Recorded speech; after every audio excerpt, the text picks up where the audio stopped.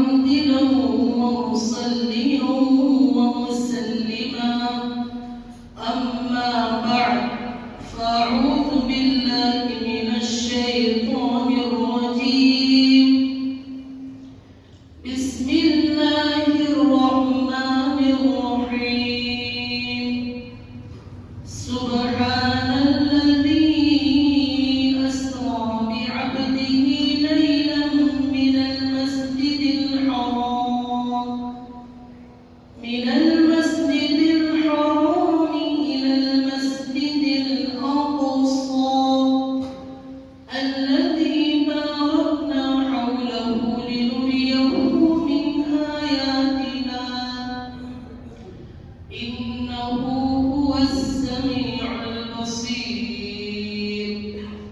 صدق الله العظيم.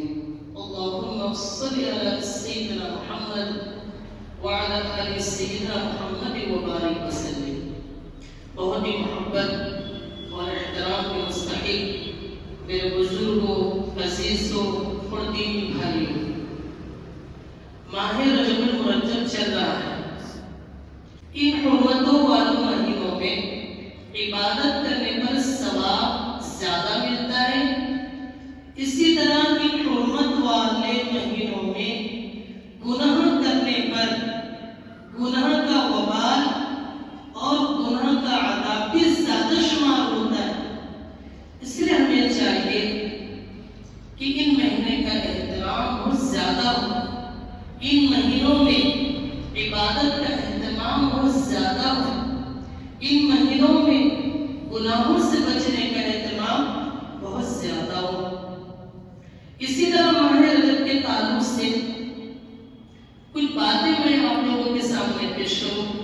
میں آپ کو ایک بات بتانے لگا ہوں. یہ جو قمری مہینہ ہوتا ہے نا، ان کی تاریخ کو یاد رکھنا یہ امت پر فرض کفایہ ہے.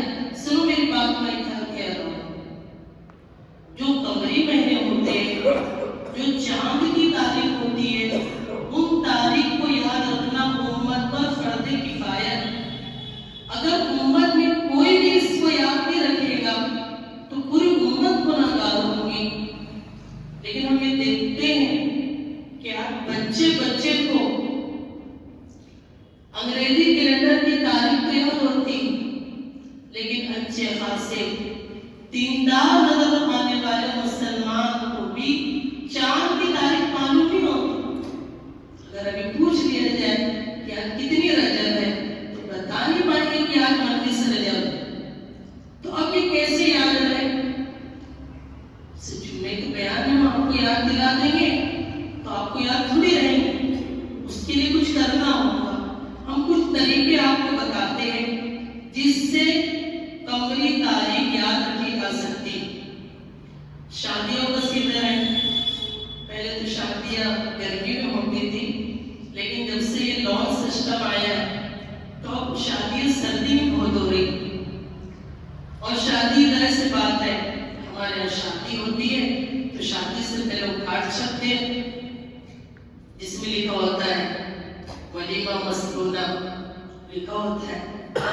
لیکن نکاح کے کارڈ پر لکھ تو دیتے ہیں ولیمہ مسنونہ، لیکن ولیمے کی صورت حال دیکھ کر کوئی غیر مسلم بھی نہیں کہے گا کہ ان کے پیارے نبی پاک صلی اللہ علیہ وسلم اس طریقے سے اپنا ولیمہ ادا فرماتے تھے. ولیمے میں اتنی خرافات، اتنی بے پردگی، اور لکھ رہے ولیمہ مسنونہ. یہ ولیمہ مسنونہ نہیں ہے. قرض لے کر ولیمہ کر رہے ہیں، سودی قرض لے کر ولیمہ کر رہے ہیں. بہن کی میراث دی ہے وہ دینی علامہ میں ولیمہ کر رہے ہیں، کینل گارڈن میں ولیمہ کر رہے ہیں. تو آپ تو کہہ رہے ہیں اس کو ولیمہ مسنونہ. میرے پیارو، اللہ کی نظر میں ولیمہ مسنونہ یہ کوئی نہیں. تو شادی کارڈ میں ہوتی ہے نا، اس میں جس طرح ہم انگریزی تاریخ ڈالنے کا اہتمام کرتے ہیں، قمری تاریخ بھی ڈالنے کا اہتمام کریں. سمجھ رہے؟ اور شادی کارڈ سے مجھے ایک بات یہ یاد آ گئی کہ شادی کارڈ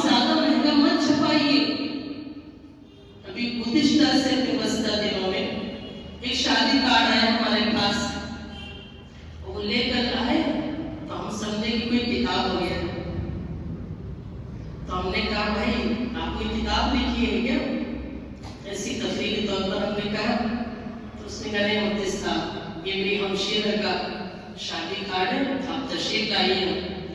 اتنا موٹا اور اتنا وزنی شادی کارڈ، کیا ضرورت ہے بھائی اتنا مہنگا چھپانے کی ضرورت کیا ہے؟ لوگ صرف یہ دیکھتے ہیں شادی کارڈ پر کہ کس تاریخ کو کس لون میں ہلّا بولنا ہے، سمجھ رہے کیا دیکھتے لوگ؟ کس تاریخ کو اور کس لون میں ہلّا بولنا ہے، اس کے علاوہ کچھ نہیں پڑھتے لوگ، سمجھ رہے؟ اس کے بعد وہ تصویر میں چل جاتے ہیں آپ کے اتنا مہنگا شادی کارڈ۔ اس لیے میرے پیاروں، اللہ کے واسطے اپنی شادیوں میں نبی علیہ السلام کی سنت کو مت چھوڑیے، ورنہ نقصان آپ کا ہی ہوگا۔ اور نبی علیہ السلام کی سنت کو چھوڑنے سے مراد یہ ہے کہ اللہ کے واسطے شادیوں میں فضول خرچی مت کیجیے۔ تو ایک شکل یہ ہو گئی چاند کی تاریخ کو یاد رکھنے کی، دوسری شکل یہ ہو سکتی ہے کہ جو جلسے وغیرہ ہوتے ہیں، پروگرام وغیرہ ہوتے ہیں، ان میں بھی چاند کی تاریخ ڈالی جائے، انگریزی تاریخ بھی ڈالی جائے اور چاند کی تاریخ بھی ڈالی جائے۔ تیسری شکل یہ ہو سکتی ہے مسجد کی انتظامیہ، مدرسے کی انتظامیہ جب اپنے اساتذہ کو، اپنے امام مؤذن کو مہینے کا مشاہرہ پیش کرے تو انگریزی تاریخ کو پیش نہ کرے، بلکہ کب کرے؟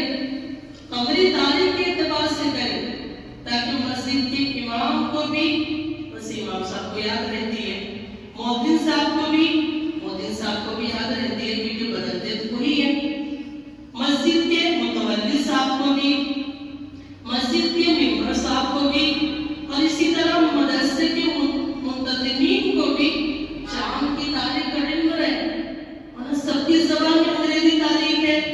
تو یہ کچھ شکلیں ہیں جس کو اپنائیں گے تو قمری تاریخ کی حفاظت ہو سکے، ورنہ صورت حال یہ میرے پیاروں کہ پوری مسجد میں اگر پوچھ لیا جائے تو امام مؤذن کے علاوہ پوری مسجد میں سے کسی کو معلوم نہیں ہوتا کہ آج چاند کی کتنی تاریخ، سمجھ رہے؟ تو یہ ہم نے آپ کو کچھ صورتیں بتائی۔ ماہ رجب کے تعلق سے بہت ساری خرافات، بہت ساری بدعات یہ عوام میں رائج ہے، اور علماء کی ذمہ داری ہے کہ ان بدعات کا رد کرے، ان خرافات کا رد کرے، اور امت کو اس طریقے پر جمع کرے جس طریقے پر قرآن حدیث امت کو جمع کرتی، جو طریقہ نبی علیہ السلام کا ہے، جو طریقہ صحابہ کا ہے، وہی امت کے سامنے پیش آنا چاہیے۔ اگر کوئی من گھڑت باتیں بیان کرتا ہے، نبی علیہ السلام کا جھوٹ باندھتا ہے، آپ کی طرف کوئی غلط بات منسوخ کرتا ہے، اسے چاہیے کہ وہ اپنا ٹھکانہ جہنم بنائے۔ ایک روایت بیان کی جاتی ہے کہ نبی علیہ السلام نے ارشاد فرمایا کہ رجب یہ اللہ کا مہینہ ہے، اور شعبان نبی علیہ السلام فرماتے ہیں یہ میرا مہینہ ہے، اور رمضان یہ میری امت کا مہینہ ہے۔ حافظ ابن حجر اسقلانی رحمۃ اللہ علیہ فرماتے ہیں کہ یہ روایت من گھڑت اور باطل بیان نہیں کرنا چاہیے آگے۔ اسی طرح اس مہینے میں بعض لوگ سمجھتے ہیں کہ 22 رجب کو پورن پوری بنانا بہت ضروری ہے، اگر پورن پوری بنا لیں گے تو جنت پکی ہو جائے گی۔ میں آپ کو اس کی اصل حقیقت کی طرف لے جاتا ہوں۔ لوگ یہ کہتے ہیں کہ 22 رجب کو جو پورن پوری بنائی جاتی ہے یہ حضرت امام جعفر صادق رحمۃ اللہ علیہ کی ولادت کی خوشی میں منائی جاتی ہے، لیکن ہم آپ کو ایک بات بتائیں، امام جعفر صادق کی پیدائش نہ یہ رجب میں ہوئی ہے، ان کی پیدائش تو رمضان میں ہوئی ہے، اور ان کی وفات یہ شوال میں ہوئی ہے، تو رجب میں کیوں منا رہے ہیں؟ اس کے پیچھے ایک حقیقت ہے۔ وہ حقیقت کیا ہے میرے پیاروں؟ حقیقت یہ ہے کہ دشمنان اسلام، دشمن صحابہ حضرت امیر معاویہ رضی اللہ تعالی عنہ وارضاہ کی دشمنی میں آپ کی وفات بھی 22 رجب کو، اب اس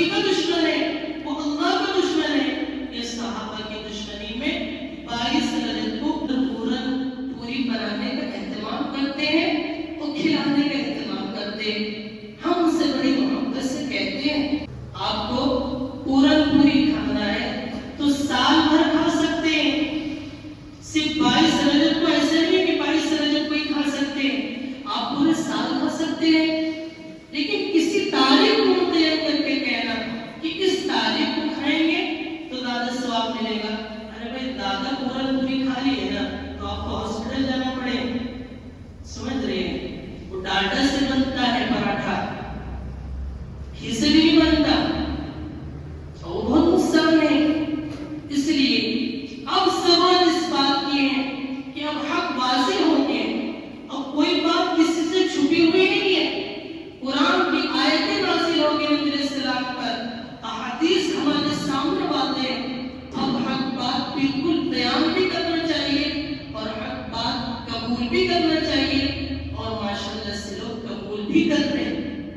لوگوں کو سمجھ میں آ رہا ہے کہ مذہب کے پیٹ پوجا کا نام نہیں ہے، صرف کھانے پینے کا نام نہیں ہے.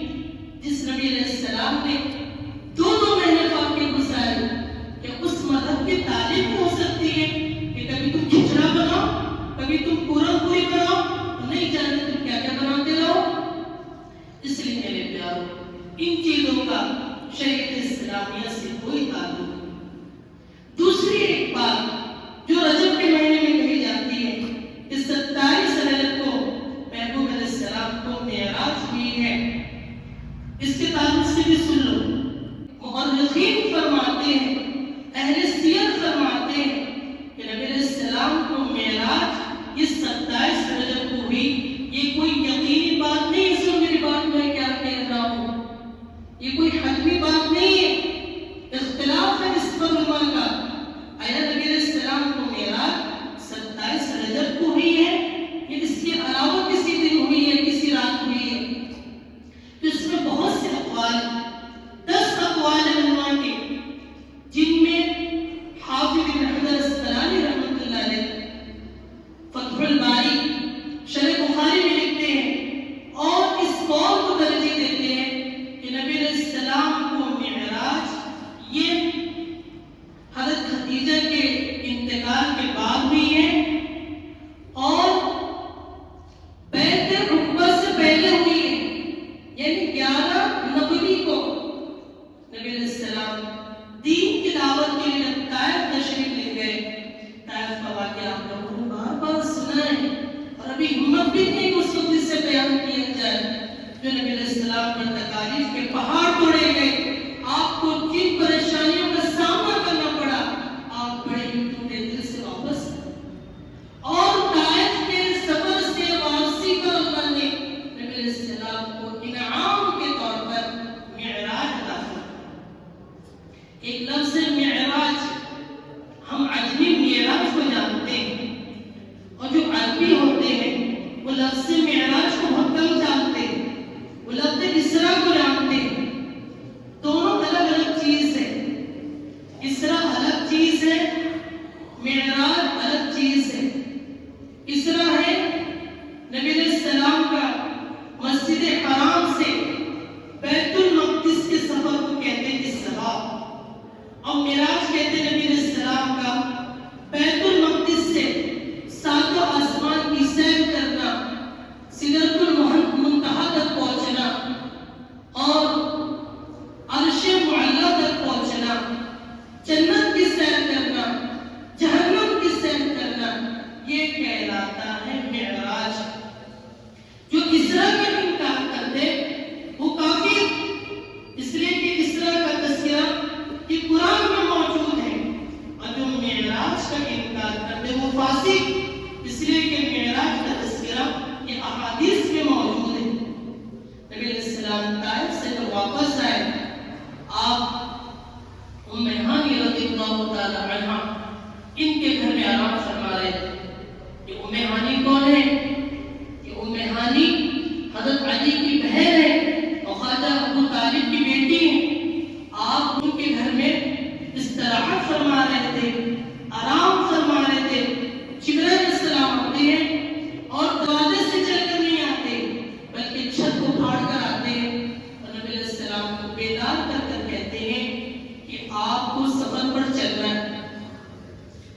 جمہور محققین فرماتے ہیں نبی علیہ السلام کو جو معراج ہوئی ہے یہ آپ کو جسمانی معراج ہوئی ہے اور حالت بیداری میں آپ کو معراج ہوئی.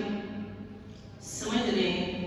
بعض صحابہ فرماتے ہیں کہ آپ کو جو معراج ہوئی ہے وہ روحانی ہوئی ہے، منامی ہوئی ہے، خوف کی حالت میں ہوئی ہے، لیکن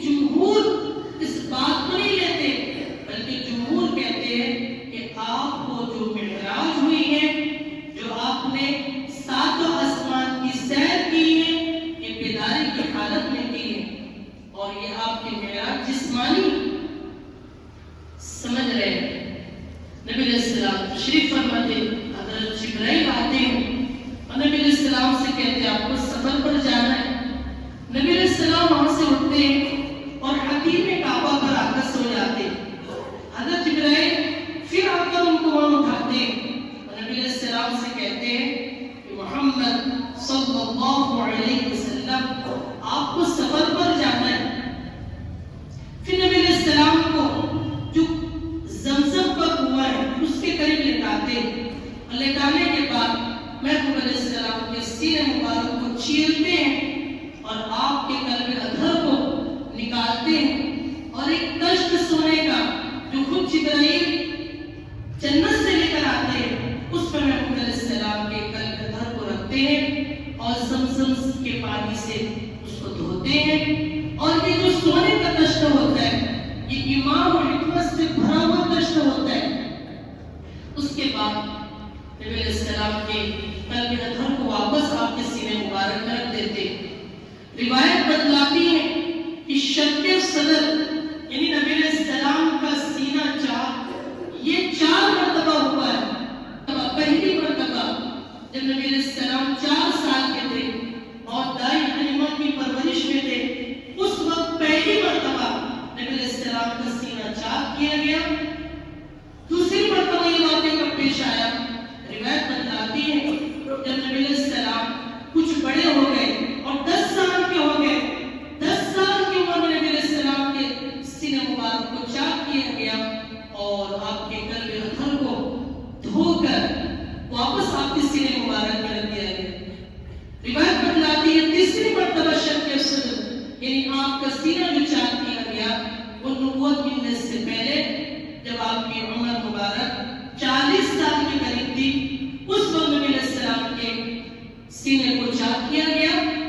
یہ تیسرا واقعہ تیسری مرتبہ.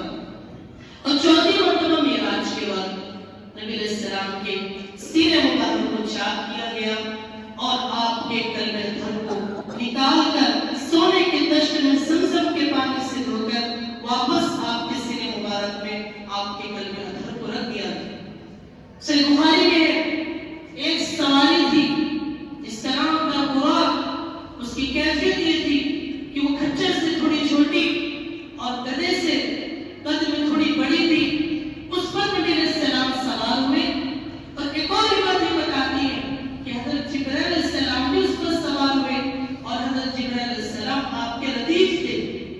اور اس سواری کی رفتار اتنی تیز تھی کہ جہاں نظر کی انتہا بڑھتی اس سواری کا قدم وہاں ہوتا. تو پہلی منزل اس براق سواری نے جو کی وہ مدینہ منورہ کی. کتابوں میں لکھا ہے کہ نبی علیہ السلام جب براق سے سوار ہوئے تو مدینہ منورہ میں اترے. حضرت جبرائیل علیہ السلام نے کہا کہ یہ وہ شہر ہے جہاں پر آپ ہجرت کر کے تشریف لائے اور اس وقت مدینہ کو یثرب کہا جاتا تھا. لیکن نبی علیہ السلام کے ہجرت کرنے کے بعد نبی علیہ السلام نے منع فرما دیا کہ اب کوئی یثرب نہیں کہے گا مدینہ کو. اگر کوئی مدینہ کو یثرب کہتا ہے تو وہ گناہ کرتا ہے. اسے چاہیے کہ وہ اللہ کے سامنے استغفار کرے. یا طاقت ہو یا طاقت ہو. ارے مدینہ تو پاکیزہ ہے پاکیزہ ہے. نبی علیہ السلام کا ارشاد تو مدینہ کو یثرب کہنا گناہ ہے. سن میری بات میں کیا کہہ رہا ہوں. اب یہاں پر آپ استعمال کرو گے اشکال کرو گے بلکہ کہ آپ کہہ رہے ہیں نبی علیہ السلام کے حوالے سے کہہ رہے ہیں کہ مدینہ کو یثرب کہنا گناہ ہے. خود قرآن میں ہے. اللہ فرماتے ہیں سورہ احزاب پارہ نمبر 21 میں آیت نمبر 13 میں یا اہل یثرب لا مقام لکم فارجعوا. تو قرآن میں بھی یثرب کا لفظ آیا ہے تو کیسے آپ کہہ رہے ہیں کہ یثرب کہنا گناہ ہے؟ یثرب لفظ تو قرآن میں استعمال ہوا ہے. تو ہم ان کو جواب دیں گے جو یہ اشکال کریں گے کہ اللہ نے یہ جو یثرب کا لفظ یہاں بیان کیا ہے یہ اللہ کا جملہ نہیں بلکہ منافقین کے جملے کو منافقین کی انداز میں اللہ بیان کر رہے ہیں کہ غزوہ خندق میں منافقین نے کہا تھا کہ چلو واپس چلو لا مقام لکم.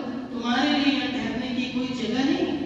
تو منافقین کے کون کو اللہ نے ذکر کیا ہے؟ سمجھ رہے ہیں یہ لفظ اللہ کے استعمال کیے ہوئے نہیں. کلام تو اللہ کا ہے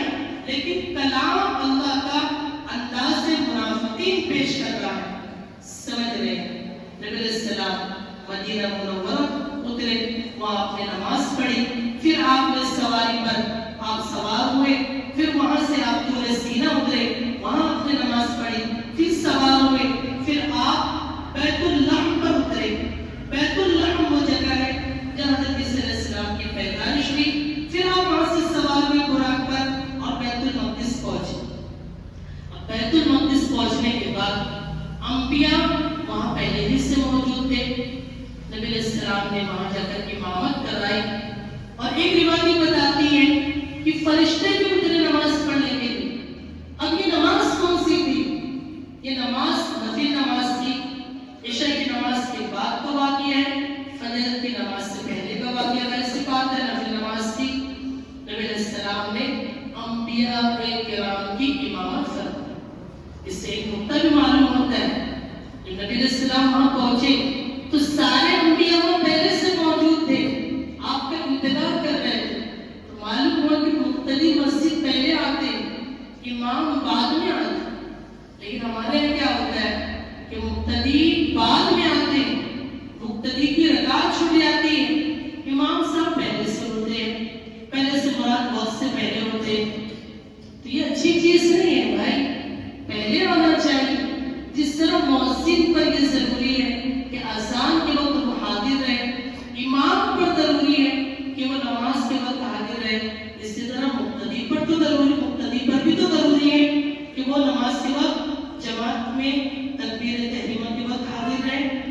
ہم دیکھتے ہیں کہ بعض لوگ تو عادت بنا لی کہ عصر میں ان کی رکعت روز سے آتی ہے، فجر میں ان کی رکعت روز سے آتی ہے، یہ کوئی اچھی چیز نہیں، اس سے توبہ کرو اور آئندہ ایسا نہ کرو۔ اب نبی علیہ السلام بیت المقدس پہنچ کر تمام انبیاء کی امامت کرواتے۔ اس کے بعد براق سواری سے جو آپ کا سفر ہو رہا تھا، اب یہ ختم۔ اب اللہ کے رسول جناب محمد رسول اللہ صلی اللہ علیہ وسلم یہ ساتوں آسمان کا سفر کرتے۔ سے بخاری میں حضرت جبرائیل علیہ السلام جاتے ہیں، پہلے آسمان پر پہنچ کر کہتے ہیں، دروازہ کھولنے کے لیے کہتے ہیں، تو آواز آتی، کون؟ حضرت جبرائیل کہتے میں جبرائیل، اور کہتے ساتھ میں کون ہے؟ جبرائیل علیہ السلام کہتے محمد صلی اللہ علیہ وسلم ہے۔ پھر ان سے پوچھا جاتا ہے کہ جو آپ کے ساتھ محمد صلی اللہ علیہ وسلم آئے ہیں، ان کو لانے کے لیے آپ کو بھیجا گیا تھا؟ جبرائیل امین کہتے ہیں جی ہاں، مجھے بھیجا گیا تھا۔ تو پھر آواز آتی ہے، مرحبا بہ فنعم المجیء بہ، خوش آمدید محمد صلی اللہ علیہ وسلم۔ پھر نبی علیہ السلام پہلے آسمان پر پہنچتے، پہلے آسمان پر نبی علیہ السلام کی ملاقات ہوتی ہے حضرت آدم علیہ السلام سے۔ وہ وقت نہیں اس لیے مختصر بتاتے ہیں۔ دوسرے آسمان پر پھر پہنچتے ہیں، وہاں ملاقات ہوتی ہے عیسیٰ علیہ السلام سے اور یحییٰ علیہ السلام سے۔ تیسرے آسمان پر پہنچتے ہیں، وہاں یوسف علیہ السلام سے ملاقات ہوتی ہے۔ چوتھے پر پہنچتے ہیں تو ادریس علیہ السلام سے ملاقات ہوتی ہے۔ پانچویں پر پہنچتے ہیں تو ہارون علیہ السلام سے ملاقات ہوتی ہے۔ چھٹے پر پہنچتے ہیں تو موسیٰ علیہ السلام سے ملاقات ہوتی ہے۔ موسیٰ علیہ السلام روتے ہیں، سے بخاری میں نبی علیہ السلام پوچھتے آپ کیوں رو رہے ہیں؟ تو موسیٰ علیہ السلام کہتے ہیں کہ یہ محمد صلی اللہ علیہ وسلم میرے بعد نبی بنا کر بھیجے گئے ہیں، لیکن ان کی امت میری امت سے زیادہ جنت میں جائے گی۔ اس کے بعد ساتویں آسمان پر نبی علیہ السلام کی ملاقات ابراہیم علیہ السلام سے ہوتی۔ پھر آپ وہاں سے ساتویں آسمان سے سدرۃ المنتہا جاتے ہیں، پھر صریف الاقلام جاتے ہیں۔ صریف الاقلام یہاں پر تقدیریں اور احکام لکھے جاتے ہیں۔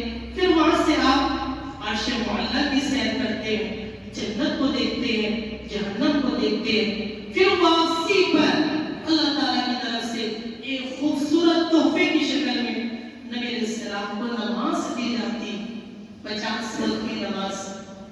نبی علیہ السلام 50 وقت کی نماز سے لے کر واپس آتے، راستے میں موسیٰ علیہ السلام ملتے ہیں، کیا ہوا معاملہ، اللہ سے ملاقات ہوئی؟ نبی علیہ السلام کہتے ہیں 50 وقت کی نمازیں فرض کر دی گئی میری امت پر۔ موسیٰ علیہ السلام کہتے ہیں 50 وقت کی، ارے بہت زیادہ پڑے ہی نہیں ہے، جو حکم کرو تخفیف کرو۔ 10 نماز کم ہوتی ہے، پھر 10 کم ہوتی ہے، پھر 10 کم ہوتی ہے، یہاں تک کہ 5 پر آ جاتے ہیں۔ جب 5 سے واپس آتے نبی علیہ السلام 5 نمازوں کو لے کر موسیٰ علیہ السلام اس پر بھی کہتے ہیں ارے اور کم کرا لو، میں جانتا ہوں اپنی قوم کو، یہ بنی اسرائیل میری قوم ان پر 2 وقت کی نماز پڑھتی تھی، یہ وہ بھی نہیں پڑھتے تھے، تمہاری امت 5 وقت کی بھی نہیں پڑھے گی۔ لیکن نبی علیہ السلام ارشاد فرماتے ہیں، صحیح بخاری میں نبی علیہ السلام فرماتے ہیں سألت ربی حتی استحییت ولکنی ارضی۔ نبی علیہ السلام کہتے ہیں کہ میں نے اپنے اللہ سے بہت سوال کر لیے، اب مجھے شرم آتی ہے کہ میں اب نماز میں تخفیف کراؤں، اب میں نماز میں کمی کراؤں، میں اس پر راضی ہوں۔ اللہ کے رسول کو شرم آ رہی کہ 5 وقت سے کم میں نماز کم کراؤں، لیکن ہمیں شرم نہیں آتی کہ دوسرے نماز کو چھوڑ لیں۔ 5 وقت کی نماز ہم سے پڑھی نہیں جاتی، جو نعمت دینے والا اللہ ہے، جو 3 وقت کھانا کھلاتا ہے، کہ اس کی شکر گزاری کے لیے کہ ہم 5 وقت نماز نہیں پڑھتے۔ ہم نے اپنے عمل سے بتا دیا کہ میرے